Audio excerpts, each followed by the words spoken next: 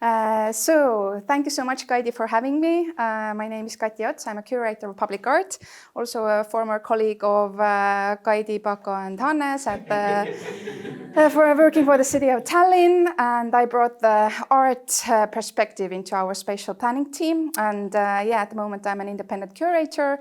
I've also studied and worked in Helsinki, New York, and Vienna. I'm gonna show you some examples today of public art from Tallinn, including projects that I worked with, and a few examples from elsewhere as well. And the point of it is to just give you a fun overview of what public art has to offer, what can public art be, and how can it be used as a tool for example, placemaking that we talked about a lot today. And also when we brought up, for example, the weather and the climate that we have in Tallinn, and always it's windy or it's cold or it's raining or we have snow.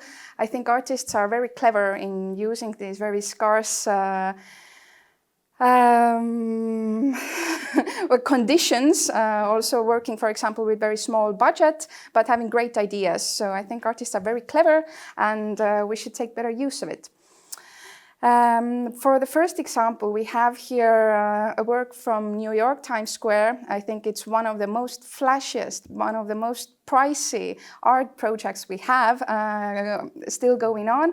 It's initiative Times Square Midnight Moment. So at every midnight for 1 minute, all the ad spaces are taken over by art. But of course, art doesn't always have to be that flashy. How do we even measure the impact of art? I see art as a tool for seeing connections others don't, expressing ideas in fresh ways, imagining alternatives to how things are. Art helps us to understand ourselves better, connects us with ideas and people, challenges how we see the world, also supports us in preserving history and culture, makes life richer, makes our everyday environment more exciting, and sparks innovation.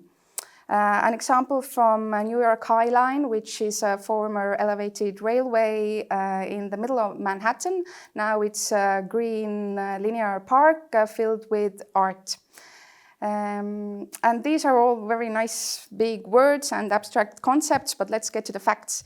Art is actually useful for our health as well. It has mental and physical benefits to somewhat surprisingly, maybe even. So I guess we all relate to or resonate to when we see or experience an artwork, whether it's fine arts or music or the movies or theater, we get this emotional arousal. But also art relieves stress as it reduces cortisol levels and the risk of heart disease. It boosts the immune system, and it's also proven that having a creative hobby is linked to brain aging, so it keeps us young. Doctors around the Western world have started prescribing art as a treatment or medicine, so you get to visit a museum or get an arts class. And here we have a work from Helsinki. Helsinki, I think, is a really good example, especially looking from Tallinn. We are so close to each other, yet in very different places regarding dealing with public art. This is an example from Alicia Quade at Helsinki Biennial. It was supposed to be a temporary artwork, but now permanently her works are also displayed at Kalasadama development. Finns also take regular surveys regarding public art, so they know that in addition to art fostering creativity and an open way of thinking, it increases the comfort and safety of the environment, and most of Finns would like to see works of art in their everyday environment. A survey in Tallinn, just recently published, brought out the top 4 reasons why Tallinn citizens don't go to art, cultural events. So they don't have any free time, they don't have any money, no information about the events or organizations, or the opening or show times are inconvenient for them. Well, public art doesn't have any of these problems, only solutions. You should stumble upon it on your everyday route in your everyday environment. It's free for the audience. Extra information is good, of course, but you shouldn't need it. And it's open 24/7 most of the time.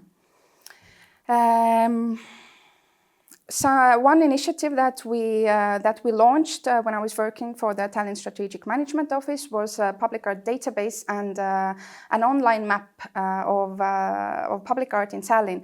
We see quite a lot of colorful dots here, so we might say that, well, the picture is good. It could be a lot better. We also have brought out the different categories of art here, whether it's monuments, installations, if it's contemporary or not, etc. Also temporary or permanent. But we also see a photo here from Ülemiste. I think this is something that people think about when they are asked about art in Ülemiste. They all remember this very strong symbol of a red umbrella. I think this was a really nice move. We also now have the fountain installation with the same symbol. We have extra murals here and different initiatives, but I see there's a lot more potential.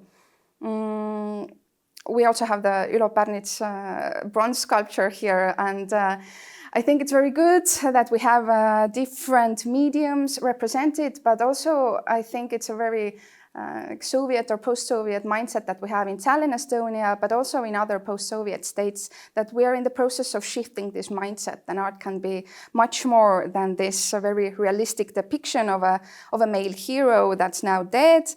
I think there are more democratic ways of doing art or thinking about art, and more creative storytelling ways that have a bigger impact.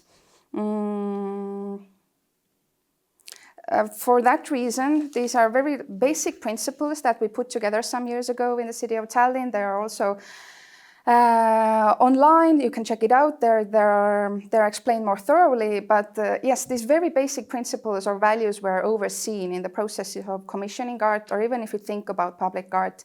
Transparency. For example, when we are commissioning a public art, how do we do it? Why do we do it like that? Who are involved? Who are the agents that we involve in or engage with in the process? Collaboration with experts also seems like super primitive, super basic, still important to bring out. Creating a holistic public space that we've talked about today as well, that the work is site-specific. We take into consideration what's the environment around us, who are using it, how are they using it, or who would they like to invite to the place or use it in a different way, for example. Versatility in both, as I already mentioned, the format and medium of the artwork. But also it's about who do we represent, who is commissioning the artwork, why are they doing it, who is the author of the artwork, and who are we depicting. So, for example, when we're talking about these bronze male monuments, it's often white, middle-aged, heterosexual men who make the decisions from start to finish. They are the political decision makers. They are often the ones who win these competitions, and they are the one that we depict. So it raises some questions. So yes, equality in also the process. Who do we represent? Who is our audience? Sustainability, both in the values that we represent and in the use of materials. Thinking about the afterlife of the artwork, it's not that we just put it up and then we forget about it. And that's also regarding care and maintenance and noticing what we already have. Maybe we need to recontextualize something or highlighting something that's already there. Accessibility, both physically and accessibility of the information, local engagement in different stages, that we have the input from the locals and we're not like colonizing the place, and we're doing something that's actually necessary. And communication before, during, and after the project. I really like the term from the urban designer Mitchell Reardon, who calls one of the effects of public art creating community fingerprints. So creating spaces that make people feel represented, foster community ties, and give people a sense of ownership and belonging. So talking about storytelling, as I already mentioned, we can bring to light these values that we want to discuss or highlight. We want to make this everyday environment feel more like a home and connect us to our neighbors. One case study regards Pollinator Highway that we already mentioned today. I was so happy to work with it and give my input regarding art. But yes, briefly again, Linking it also to the High Line in New York, in Tallinn, it was also a former railway dam, power line corridor, expanding over 13 kilometers and through 6 city districts. It was used by people and pollinators, and we saw linear park potential in this. So in a very exemplary way, there was an anthropological survey conducted, and that's where we also got the input from the locals that we used for the installation competition place bars. The locals felt that the areas are monotonous, felt the need to activate those. They also didn't feel that the spatial sections felt connected, and they felt a lack of leisure activities.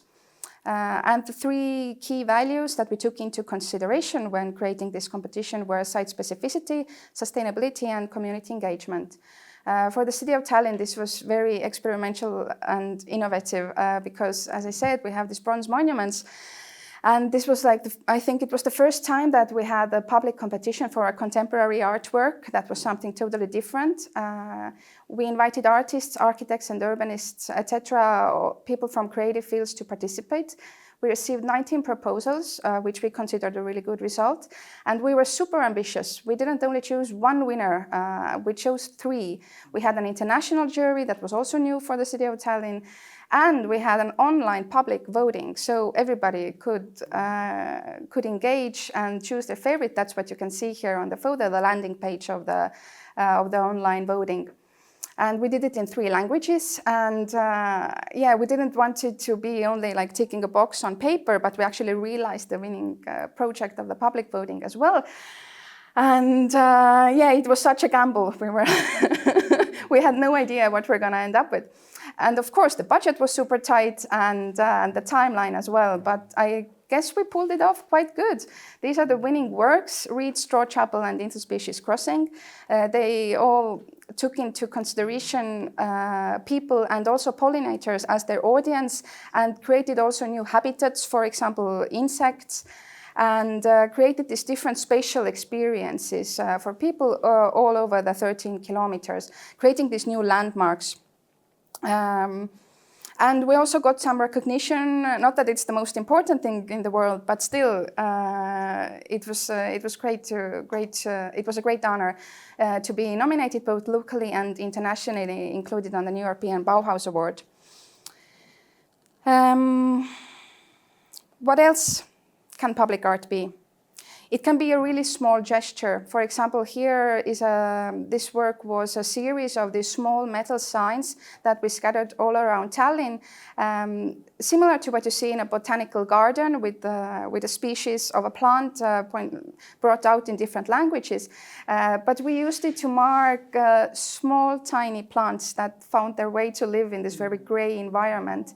I think I think it invites you to appreciate these little things in life, and also celebrating resilience, for example, or just a fun thing to stumble upon.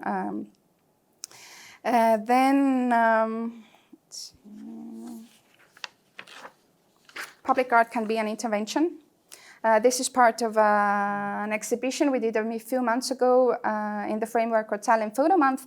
It took place both on the ground and underground next to the Viru Center shopping mall in the very center of Tallinn.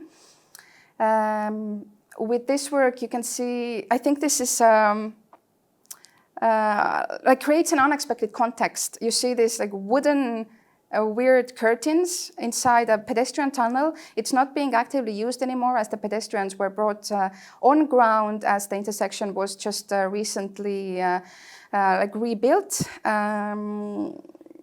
Yeah, so it just creates a different atmosphere that's maybe unexpected. Public art also invites you to notice the potential and the unused potential around you. A very banal but very simple and I think accessible medium. We have so many unused ad spaces, these empty frames around town.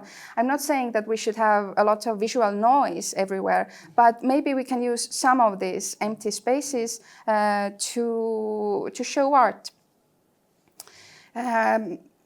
A similar example from Tallinn Photo Month some years ago, it was supposed to be temporary, but now it's there permanently. But also art can be something more ephemeral, not material at all. It can be an event or a projection on different surfaces using the city as your canvas. Also using the darkness that we have. When I was mentioning, we can use darkness or the snow or ice or the wind as our canvas or inspiration and make something fun out of it. Of course, it doesn't solve the problems, but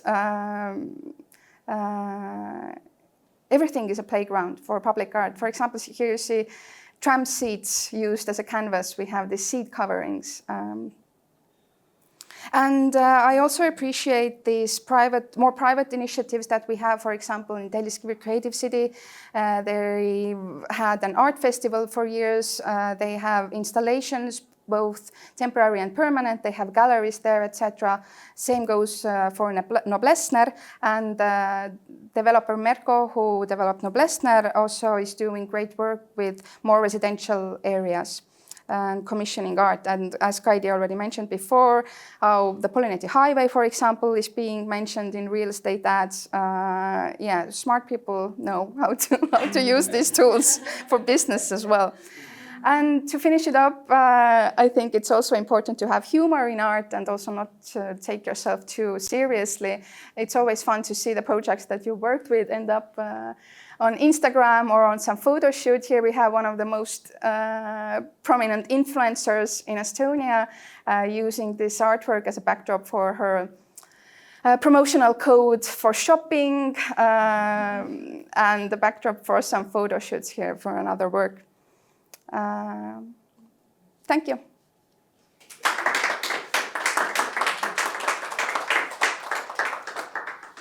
So, any questions for Kati?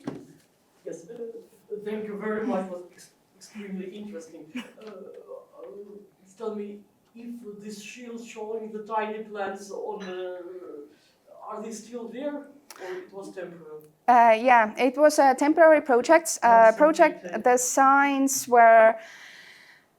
Some of them stayed there for quite a while, I think even for a few months. Some of them were destroyed immediately in a matter of like minutes. We replaced some of them. We had some extra signs as well for that matter. But yeah, with these projects, you always have to take it into consideration that you always have to have like the photographer right there. If you drop the hammer, you take the photo, because the next minute it might be burnt down, vandalized, destroyed, stolen. That's just how it is, and it's a part of it. But for example, with the latest project, the photo month that we did, we were expecting the same thing to be vandalized in a matter of seconds. Nothing happened during the course of 2 months. We were absolutely shocked. So you never know. Actually, yeah, with the author of this work, she was even a bit, I didn't want to be sad or disappointed, but she was waiting for more adventures, more like, you know, having a dialogue with like maybe street artists, but no, everybody just kept it in mint condition. But anyway, don't give up. It was a brilliant idea. It's very important. And the second question is connected with it. Is municipality planning to hold more competitions for public art? Because I'm asking as an artist. I didn't know you had such a project. Otherwise, I would participate. I do hope so. I'm not working there anymore myself, and currently they don't have a curator of public art to my knowledge.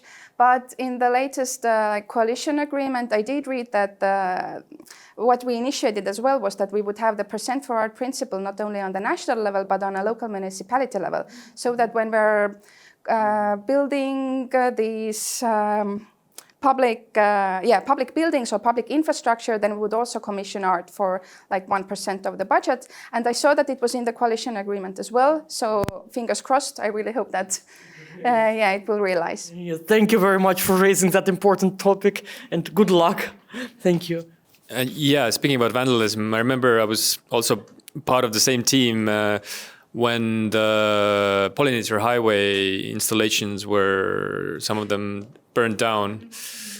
And I think they were, in some sense, we can maybe see them as a kind of part of the process of this collective engagement.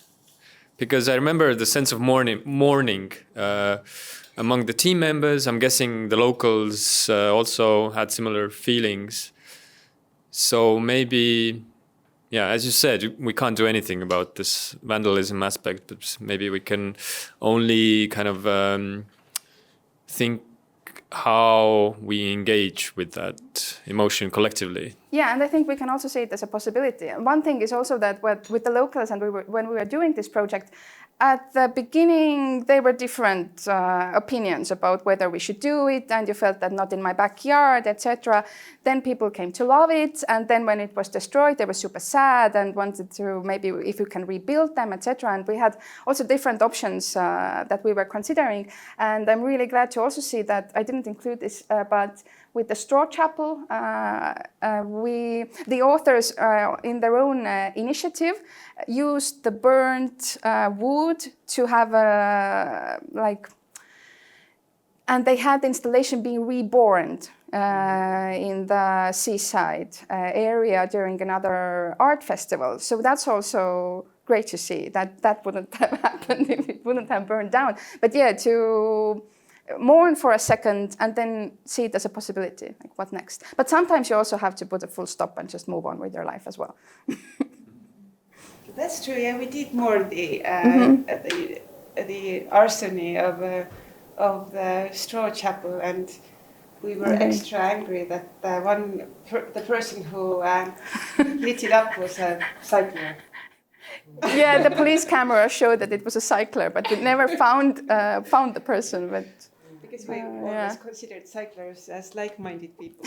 But also with fire, we and the authors as well, and we as well, we thought that it might happen on the first night already. So we were still super happy that it stayed there for such a long time. Have you got any art project which is like targeted in a way that, okay, urban planning now at the moment in Tallinn doesn't really have the ground or the precondition, but maybe through this art project, then we kind of provide or we prepare the ground to prepare the citizens or to raise the awareness for that. Do you have any projects in mind that you actually see because of, like, perhaps not directly or maybe indirectly because of this art project, then we see a much more, like kind of supportive of a plan, for example.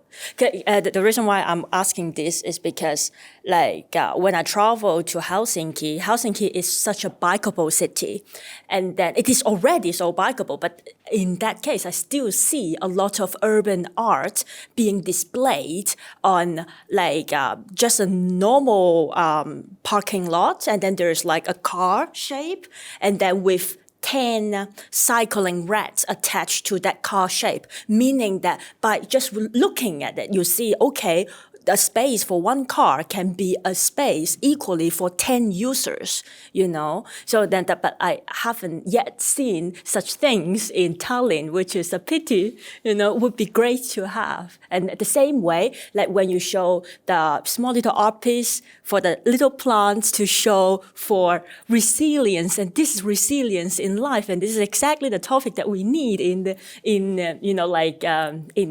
this era, right? And then at the same time, and this, I oftentimes see that maybe this is not the intention for this art. The intention of this art is like to inform people of the resilience of life. But then a lot of time when I see actually how people use it or other urban residents use it, meaning dog, they use it as a dog peeing post, which is great, which is nice in a way that this is the post for dog to exchange information and become dog's Facebook, and then through this little art, maybe it is not intentionally create for a dog peeing post.